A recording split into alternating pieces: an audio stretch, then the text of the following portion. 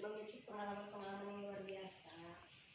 Jadi Data mau tanya Pak, selama ini pernah nggak Bapak dihadapkan dalam dua hal yang sama-sama baik tapi saling bertentangan gitu? Pernah. Contohnya, kalau ada misalnya anak yang nakal kan, itu kadang-kadang kita susah mempertimbangkan harus diapakan anaknya kan, apa harus di skor, apa harus sekedar diberi sanksi yang ringan saja kan, itu juga dilema. Kadang-kadang kan kalau nggak dikasih sanksi yang lebih berat, entah takutnya anak itu ngulang lagi kan. Nah itu yang dilema kita kadang-kadang.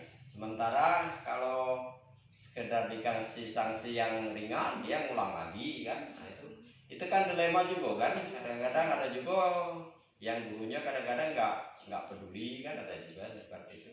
Itu juga dilema bagi para sekolah untuk memutuskan supaya masalahnya jadi selesai. Itu yang dilema bagi para sekolah.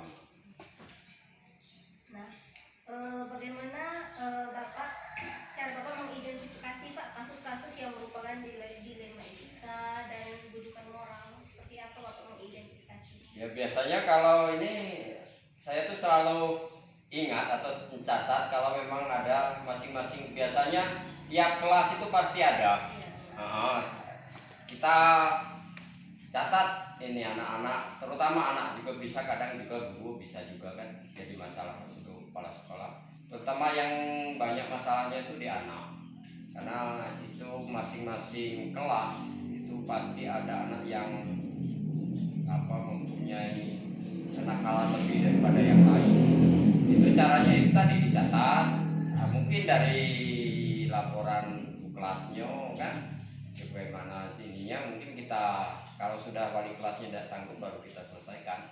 Yang jelas kalau mengidentifikasinya itu kita catat dari laporan wali kelas, itu kita catat, kemudian mana yang harus diselesaikan oleh kepala sekolah dan mana yang harus bisa diselesaikan oleh wali kelasnya masing-masing. Itu aja intinya, cuma kita catat aja, kemudian jadi kita selesaikan, jangan sampai tertunda-tunda kan. Walaupun ringan itu tetap kita selesaikan, jangan sampai jadi masalah di kemudian hari. Ya Pak, selama ini kan bagaimana cara Bapak menjalankan pengambilan keputusan di sekolah, terutama pada kasus-kasus yang ada dua kepentingan yang sama-sama benar dan sama-sama mengandung nilai kebajikan? Bagaimana Bapak mengambil keputusan? Kalau cara saya mengambilnya itu tetap kita prioritaskan mana yang tingkat kesalahannya itu lebih berat. Jadi kalau pastilah tidak mungkin itu, walaupun dia sama beratnya pasti ada yang lebih dominan kan. Jadi harus kita prioritaskan yang mana yang lebih penting. Harus kita tetap kita lihat mana yang benar, mana yang salah, karena tidak mungkin dia sama kan.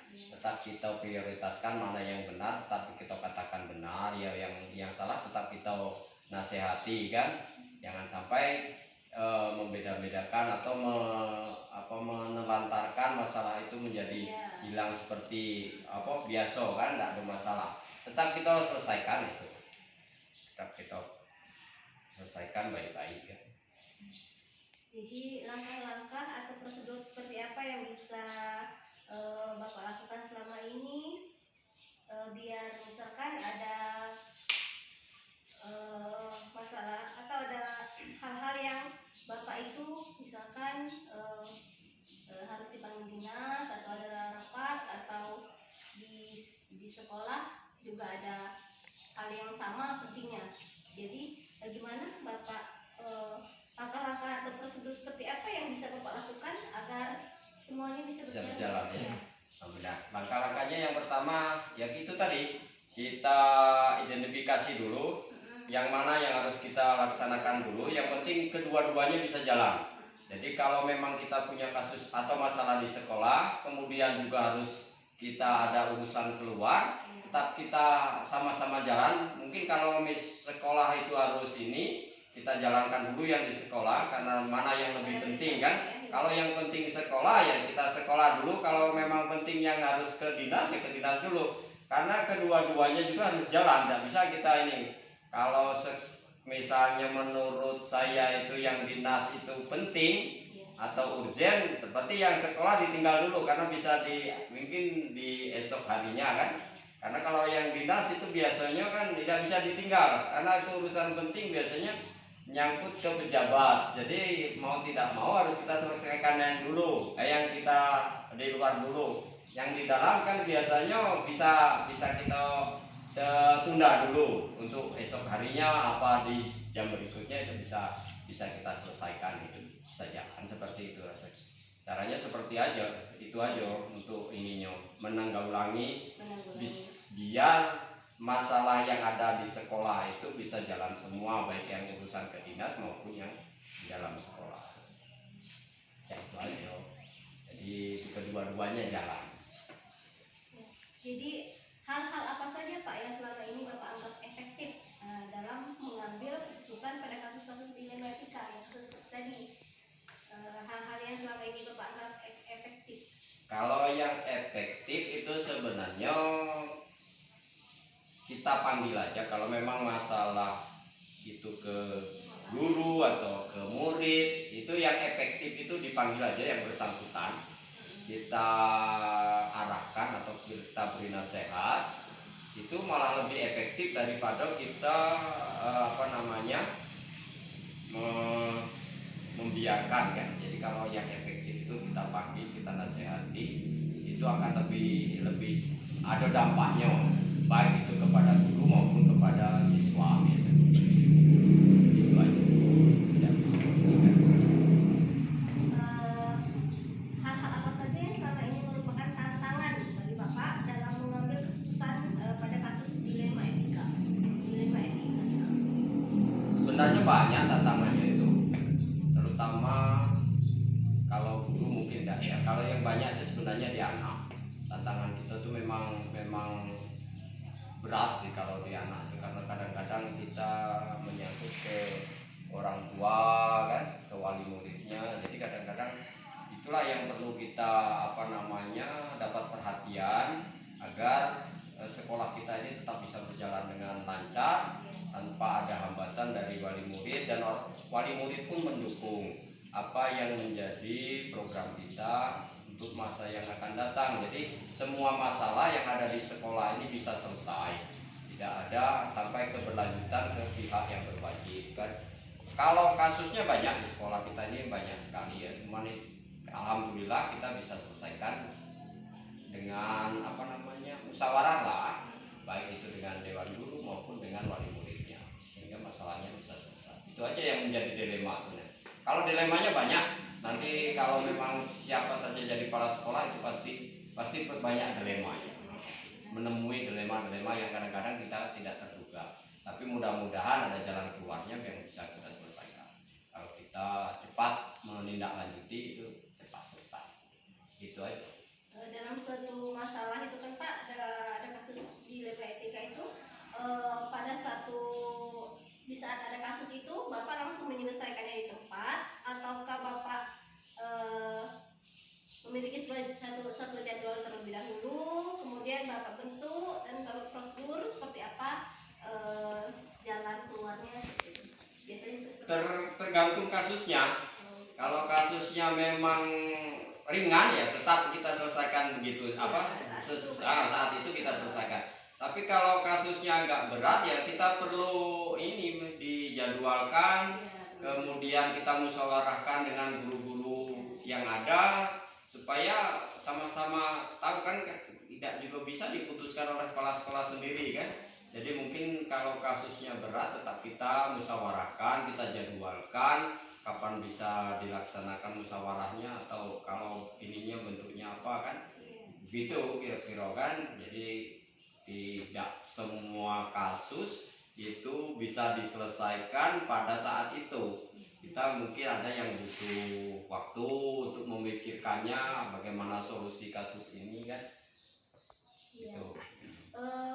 Adakah seseorang atau faktor-faktor apa yang selama ini mempermudah atau membantu Bapak dalam mengambil keputusan dalam kasus-kasus dilema etika? Faktor-faktor apa? Banyak faktornya ya, termasuk ya guru itu faktor yang bisa mempermudah kita kan, karena dengan ada bantuan guru rata-rata kasus itu kan bisa diselesaikan, termasuk juga muridnya kan, muridnya itu juga bisa membantu untuk menyelesaikan masalah kan.